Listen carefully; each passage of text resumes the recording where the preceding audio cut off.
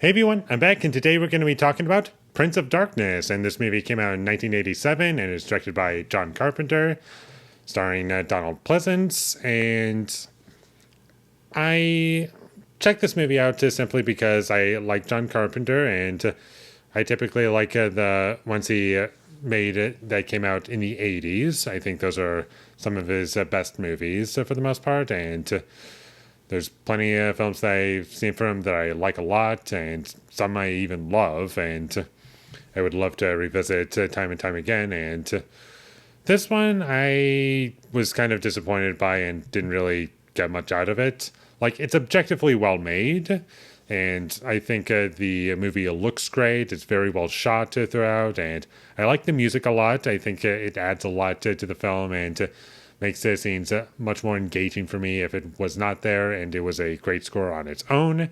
The acting's good.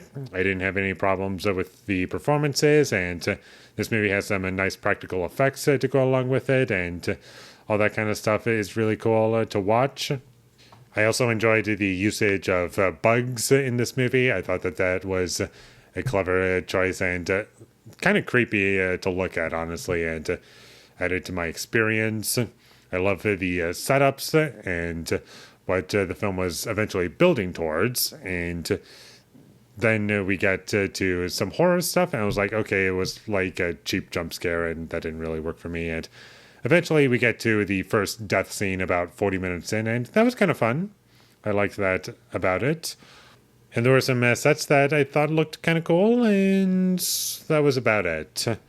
The jump scares, for the most part, were kind of ineffective for me because the noises were coming independently from the film and not in the film's universe itself. That was kind of distracting me and pulling me out and making me think, oh, I'm just watching a movie and not caring about characters. And speaking of the characters, I didn't really care about any of these characters, to be perfectly honest.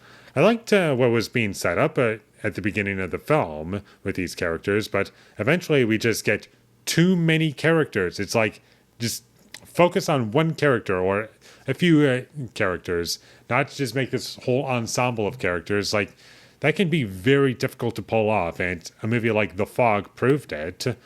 Like, it is pretty difficult to make all these things compelling and work really well, but unfortunately this is like a much worse version of The Fog, where none of the characters were compelling to me, and the horror didn't really work for me because I wasn't scared by anything.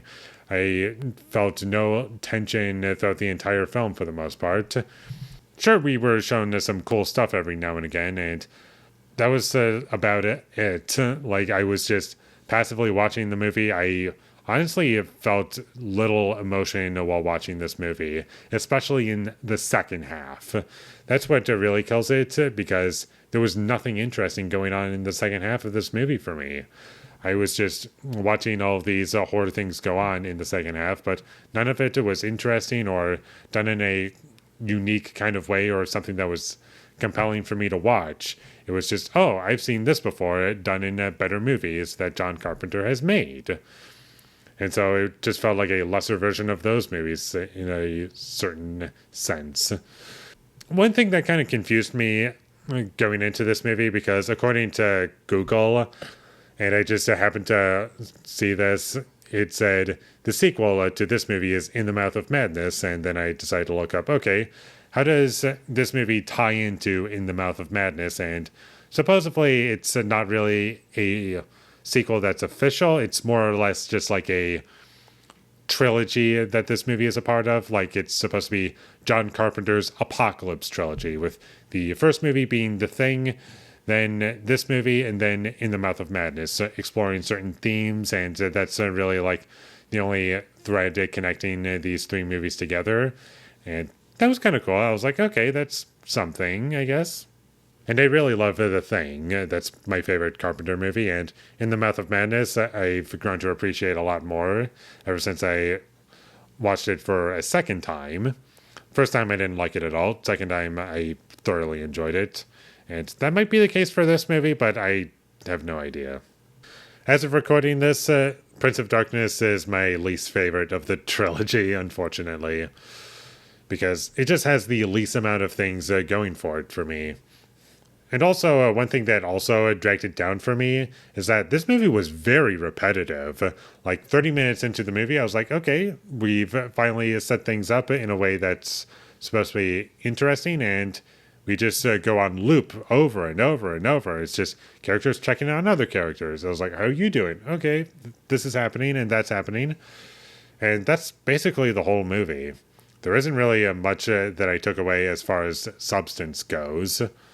Like, the ending was kind of cool, but anything that I took away from this movie was like very minimal and not really all that significant to the overall plot or experience that this movie I feel is supposed to be offering.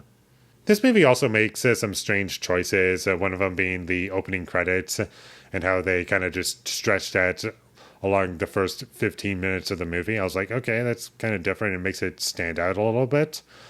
But in retrospect, I'm not really sure what the point of doing that was. Maybe I overlooked something, but it just felt like, let's do that be different. And I like things that are different, but I just don't really see much of a point in doing that. Not that it really matters all that much, it was just kind of a strange choice to me. And one of my earlier notes while watching this movie is like halfway through the movie, nothing has happened yet. Like things don't really start to get going until that first death scene, which is 40 minutes into the movie. And about halfway through this movie, where I was starting to get kind of bored with this movie, I was really, really hoping that this movie was going to have some kind of payoff. And it just never really happened, unfortunately. There was a couple things that were kind of interesting, but that was about it. I kind of am forgetting about this movie as I'm talking about it. I guess I'll check it out again at some point, but it's not one of my favorite John Carpenter movies, that's for sure. Definitely one of my least favorites. We'll see how it holds up on a rewatch, but I'm not really expecting much. If you want to watch it, go right ahead. If you don't want to watch it, I don't think you're going to be missing much if you decide to skip this film. So, those are my thoughts on it, and with all that being said, I'm going to give Prince of Darkness a 5 out of 10. Thank you for watching my videos. As always, if you enjoyed this review, be sure to leave a like and comment down below your thought of Prince of Darkness and my social media links. They will all be in the description, so follow me there. And last but not least, subscribe to be a part of Foley Nation, and I'll see you when I get my next review up, and that is going to be for Scary Movie 5, the only scary movie I haven't seen yet, and they're making a 6th one, so we'll see how that goes. So look forward to that, but until I get that up, thank you for watching and have a great day.